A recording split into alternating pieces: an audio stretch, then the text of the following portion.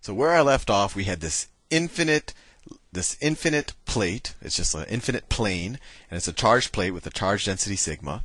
And what we did is we said, okay, well, we have some, we're taking this point up here that's h units above the surface of our charged plate, and we wanted to figure out the electric field at that point generated by a ring of radius r, essentially centered, at the base above the base of where that point is above. We want to figure out what is the electric field generated by this ring at that point. And we figured out that, well, the electric field was this, and then because we made a symmetry argument in the last video, we only care about the y component, because we figured out that the electric field generated from any point, the x components cancel out, because if we have a point here, it'll have some x component field. The field's x component might be in that direction, to the right. Then you have another point out here, and its x component will just cancel it out. So we only care about the y component. So at the end, we meticulously calculated what the y component of the electric field generated by the ring is at h units above the surface. So with that out of the way, let's see if we can sum up a bunch of rings going from radius infinity to radius 0 and figure out the total y component, or essentially the total electric field, because we realize that all the x's cancel out anyway, the total electric field at that point h units above the surface of the plane. So let me erase a lot of this just so I can free it up for some hardcore math. And this is pretty much all calculus at this point. So let me erase all of this. Watch the previous video if you forgot how it was derived. And let me even erase that, because I think I will need a lot of space. There you go. Okay, so let me redraw a little bit just so we never forget what we're doing here, because that's easy that happens. So that's my plane. Goes off in every direction. I have my point above the plane where we're trying to figure out the electric field, and we've come to the conclusion that the field is going to point upwards, so we only care about the y component. It's h units above the surface. It's h units above the surface, and we're figuring out the electric field generated by a ring around this point of radius r. And what's the y component of that electric field? And we figured out it was this. So now what we're going to do is take the integral. So the total electric field from the plate.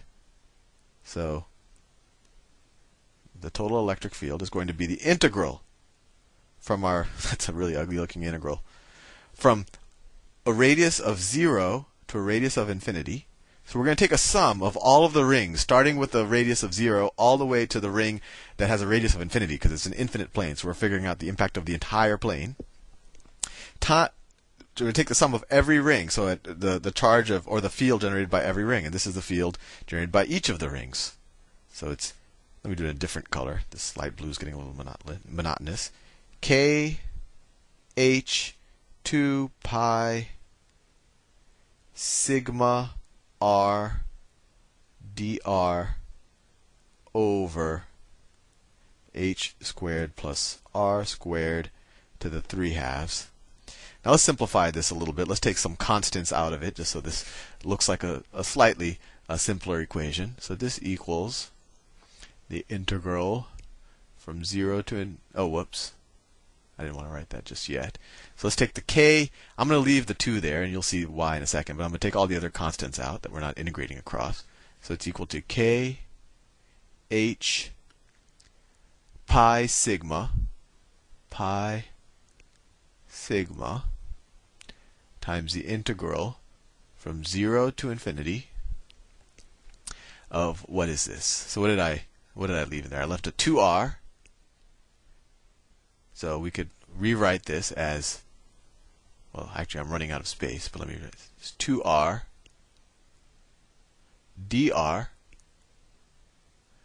over h squared plus r squared to the 3/2, or we could think of it as the negative 3/2, right? And so what's the antiderivative of here? Well, this is essentially the reverse chain rule, right? I could make a substitution here if you're more comfortable using the substitution rule, but you might be able to eyeball this at this point. We could make the substitution that, let me pick a good color. We could make the substitution that u is equal to, if we just want to figure out the antiderivative of this, if u is equal to h squared plus r squared, h is just a constant, right? Then du is just equal to, the du dr, right? Du dr is just, this is a constant, so it equals 2r. Or we could say du is equal to 2r dr. And so if we're trying to take the antiderivative, of 2r dr over h squared plus r squared to the 3/2, this is the exact same thing as taking the antiderivative with this substitution. 2r dr, we just showed right here, that's the same thing as du, right? So that's du over, and then this is just u, right? h squared plus r squared is u, that we did that by definition. So u to the 3/2, which is equal to the antiderivative of, we could write this as u to the minus 3/2 du. And now that's easy. This is just kind of reverse, I guess you would call it the exponent rule. So that equals minus 2 u to the minus 1/2, and we can confirm, right? If we take the derivative of this, minus 1/2 times minus 2 is 1, and then subtract from 1 from here, we get minus 3/2. And then we could add plus c, but since we're eventually going to do a definite integral, the c's all cancel out.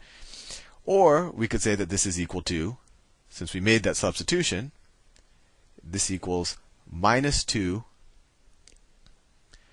over, we could say, to minus 1/2, that's the same thing as over the square root of h squared plus r squared, right? So all of this stuff I did in magenta was just to figure out the antiderivative of this, and we figured it out to be this. Minus 2 over h squared plus, over the square root of h squared plus r squared. So with that out of the way, let's continue evaluating our definite integral. So this expression simplifies to, this is a marathon problem, but it's satisfying. K, let's get all the constants, k h pi sigma. We can even take this minus 2 out. Let's take this times minus 2.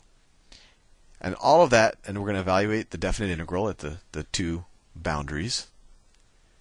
1 over the square root of h squared plus r squared, evaluated at infinity minus it evaluated at 0. Right? Well, what does this expression equal?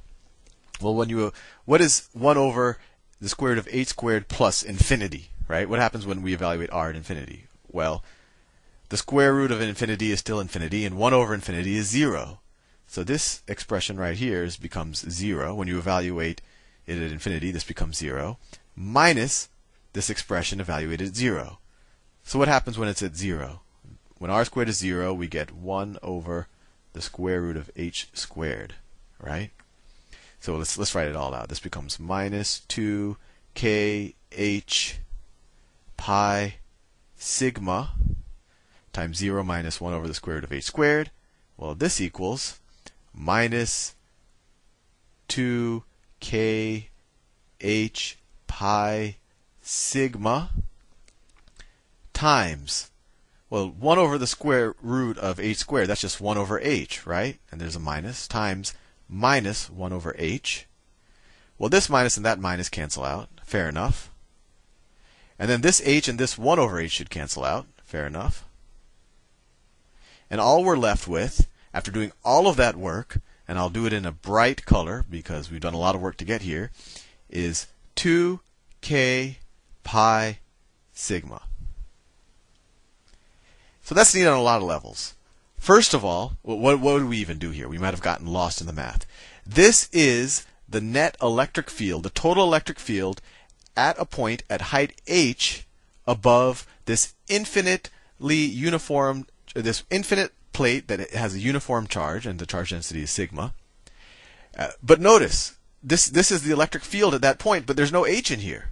So it essentially is telling us that there's no the strength of the field is in no way dependent on how high above the field we are, which tells us it's going to be a constant field. We can be anywhere above the plate, and the charge will be the same. The only thing, not the charge, the field will be the same. The only thing that, and if we have a test charge, the force would be the same. And the only thing that the strength of the field, or the strength of the exerted electrostatic force, is dependent on is the charge density, right? This is Coulomb's constant. Pi is pi, 2 pi. And I think it's kind of cool that it involves pi, but that's something else to ponder.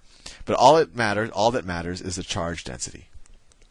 So hopefully you found that reasonably satisfying, and that the big thing that we learned here is that if I have an infinite uniformly charged plate, the field, and I put some distance h above that field, above that, I keep mixing up words, above that plate, it doesn't matter what that h is. I could be here, I could be here, I could be here. At all of those points, the field has the exact same strength, or the net electrostatic force on a test charge at those points has the exact same strength. And that's kind of a neat thing. And now, if you do believe everything that occurred in the last two videos, you can now believe that that there are such things as uniform electric fields, and they occur between parallel plates, especially far away from the boundaries. See you soon.